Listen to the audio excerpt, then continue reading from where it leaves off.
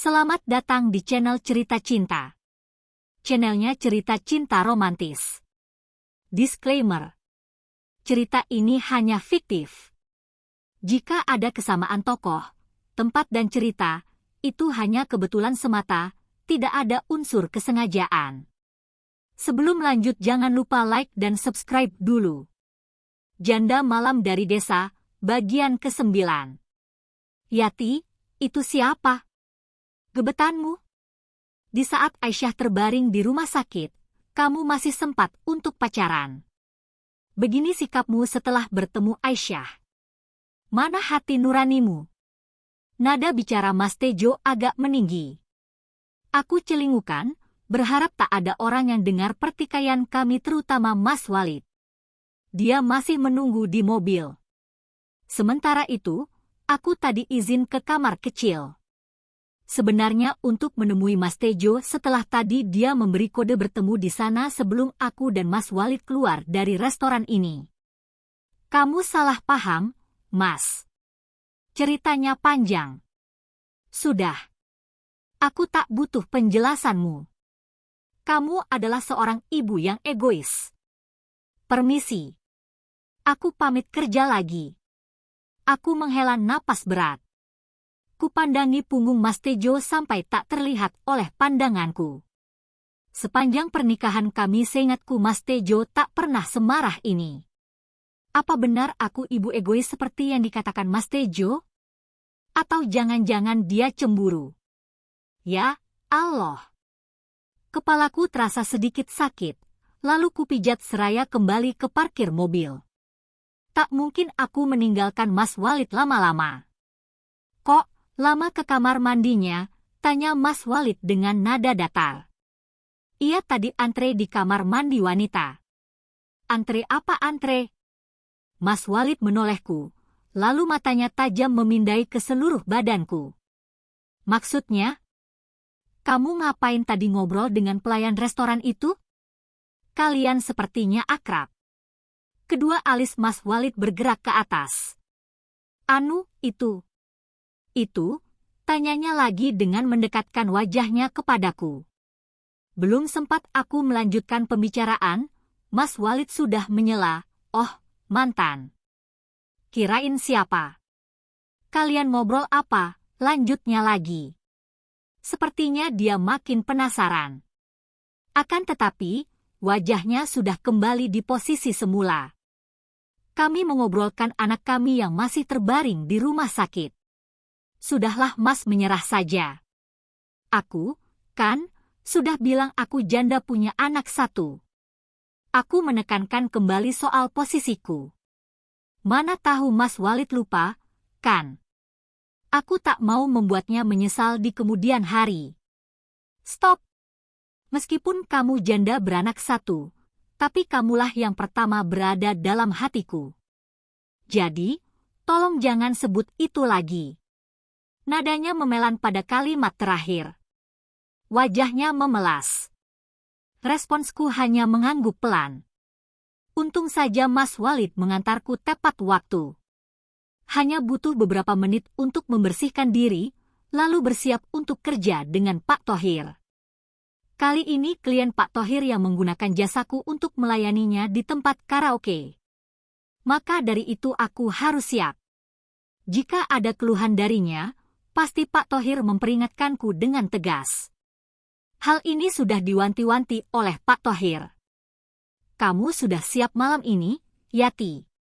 Tanya Pak Thohir dengan mimik sedikit menggoda. Sudah, Pak. Kamu manis sekali malam ini. Ayo, saya antar. Pak Thohir tahu aku tak punya kendaraan apapun di sini. Makanya setiap aku hendak bekerja dia selalu menawarkan diri untuk naik ke mobilnya. Saya sendiri saja, Pak naik oplet. Oke, kalau begitu. Saya duluan. Nanti di sana temui aku dulu, ya. Para pelanggan di karaoke memesan pelayan melalui Pak Thohir, makanya sebelum bekerja aku harus menjumpai Pak Thohir terlebih dahulu untuk memastikan klien mana yang memesan jasaku. Baik, Pak. Aku menghela napas berat. Ya Allah, Sampai kapan aku harus bekerja dengan Pak Thohir seperti ini? Setiap hendak bekerja di tempat karaoke, aku selalu berdoa supaya dilindungi oleh Allah. Dilindungi dari tangan-tangan lelaki jahil yang gila nafsu belaka. Tak lama Oplet pun lewat. Beruntungnya di dalam belum ramai akan penumpang, jadi tempat duduk pun masih banyak yang kosong. Jarak antara indekos dengan tempat karaoke tak begitu jauh, sehingga tak perlu lama, aku segera turun. Tanganku baru mau membayar ke sopirnya, tiba-tiba ada yang memanggil dari dalam. "Mbak! Mbak!" Itu uangnya jatuh. Ibu-ibu berbaju merah menunjuk selembar uang berwarna merah yang tergeletak di pintu Oplet. "Oh, ya. Terima kasih, Bu." Oplet segera berlalu setelah kubayar. Aku mengelus dada pelan. Untungnya aku tak jadi kehilangan uang 100.000 ini. Meski hanya selembar itu sangat berharga bagiku. Selama ini persepsiku ternyata salah mengenai orang kota yang terlalu cuek dengan masalah orang lain. Nyatanya uangku jatuh masih ada orang baik yang mau memberitahuku.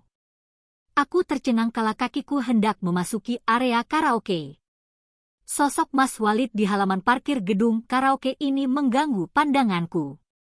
Tampak dia sedang menelepon dari dalam mobilnya dengan kaca terbuka. Aku mengucek mataku, mana tahu penglihatanku salah.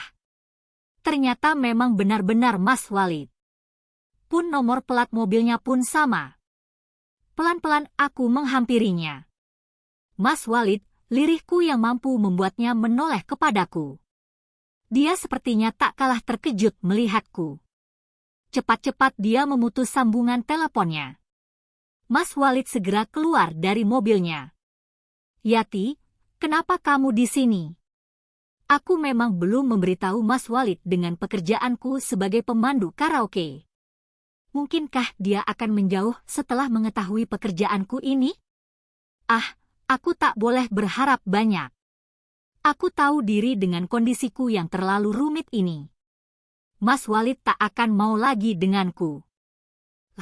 Mas Walid kenapa di sini?" "Aku di sini karena menunggu pelanggan karpet." "Kamu?" "Oh, ya aku tadi belum jawab jawaban Mas Walid karena penasaran atas dirinya." "Aku di sini." Belum sampai aku menjawab, tiba-tiba suara Pak Thohir memanggil nama Mas Walid. "Yati kenapa berdiri di situ?" "Enggak masuk?" tanya Pak Thohir. Iya, Pak." Aku lekas masuk dengan kikuk. "Bagaimana jika Mas Walid tahu tentang pekerjaanku?" Apa masalahnya kalau dia tahu?" Dalam otakku bertempur sendiri dengan beberapa pertanyaan yang absurd. Aku menggeleng kepala. Aku lanjutkan dan masuk ke ruang yang sudah dikonfirmasikan oleh Pak Thohir tadi.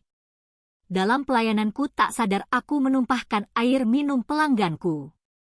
Sampai-sampai dia protes. Aku yang masih belum bisa fokus pun pamit, lantas berlalu tanpa menghiraukan pelangganku itu. Aku berlari ke tempat parkir mobil. "Di mana Mas Walid?"